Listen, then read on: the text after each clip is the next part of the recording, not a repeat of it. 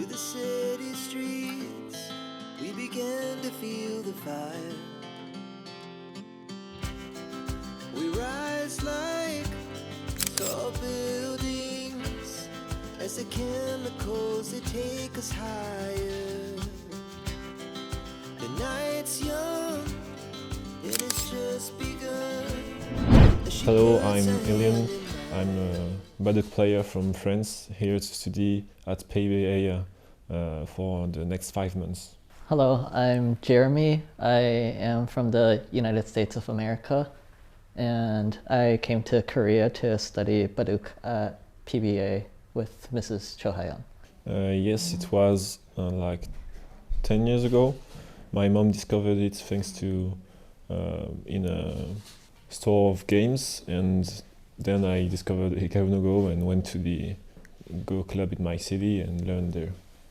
Yeah, so I grew up in America, and so there was a Chinese culture class near where I lived, and then inside the class there was a Baduc teacher, and then we had group lessons and I learned from him.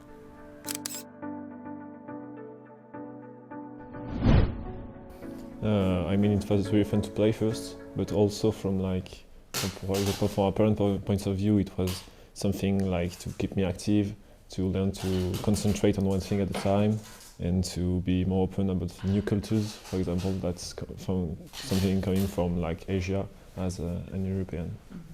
I think it was really interesting because there was a lot of strategy behind like such a simple game, because you can study it over and over again, and every time you play or every time you look at a game, you learn something new about the game, and that was really fun.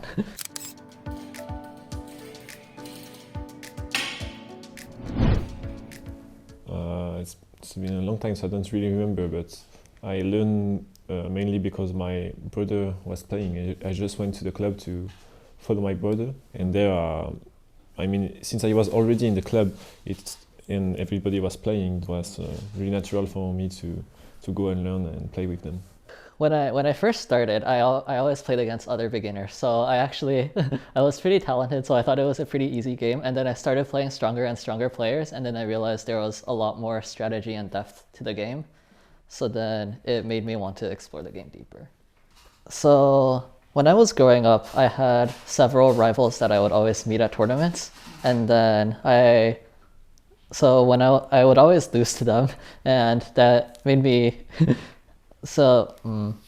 I guess I really wanted to learn more and beat them, which motivated me to study hard and review my games against them. So I guess I would recommend that, like just looking over your games and practicing.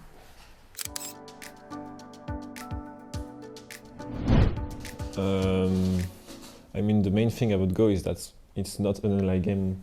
You can play online, but I think the best is to play on real life, and you can comment on your games, you can meet people going to play live, and I mean, for sure video games you can bring you things also like for concentration, competition, etc. I think Go is more like, it's really, and for example, it's also an individual game, so all the mistakes you do, it's all your own fault, and you learn to progress on that, and you can transpose it to other parts of your life. Sure. So yeah, I used to play some video games, like computer type video games as well.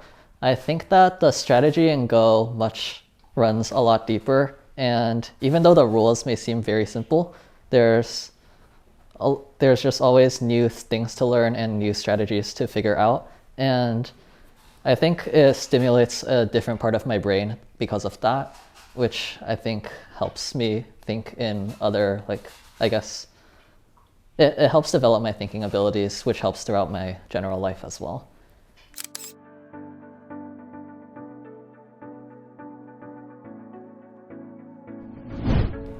The main difference is that here in, for example, in Korea, there are like TV channels about Go, etc. In Europe, it's like really not well known at all. For example, I mean, like in Korea, it can be the equivalent like of tennis in Europe. It's really a well-known sport, as in Europe is just like a small group of people, like 2,000, 3,000 people who play it regularly, for example, in France. So it's really not on the same size. Sure. So yeah, Baduk is definitely not as popular as chess and some other games in the United States at the moment. And I would say that because of AlphaGo, there are plenty of like programmer type or like computer science types of people who know about Baduk, but in the general population, there's not as many. So yeah, many of my friends are always quite curious when they see me playing if they don't know about it. And it provides an opportunity for me to teach them.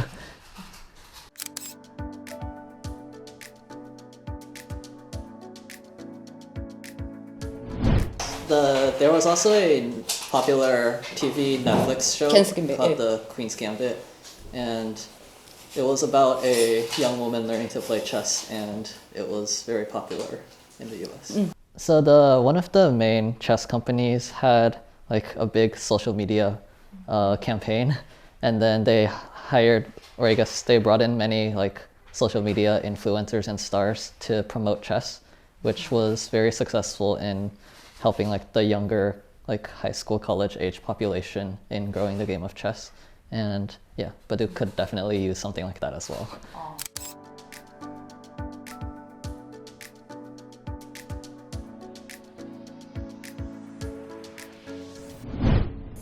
I mean, I met a lot of people thanks to this game, and made great friends. And so I think just for meeting people, it was very fortunate that I played this game. And also, I think I've learned a lot. For example, to succeed in my studies, I learned a lot from like overcoming my limits and to related to the work ethics thanks to Baduk. So really like meeting people and succeeding in studies. I'm thankful to Baduk for that. Yeah, definitely. I think, yeah, it's a very comforting thing because it's the same game I've played since I was a little kid, and I guess it's always comforting to know that there's always a game, the game of Baduk, that I can go back to. Yeah.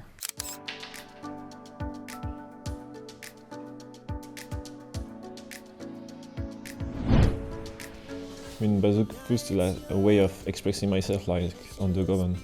I mean, trying to build something like with your opponent, or if you're playing Pargo with your partner as well. Just trying to build something on the govern that you're satisfied with. Even if you lose, just playing a game that you're satisfied with is already a win. So, I mean, I just see as a way of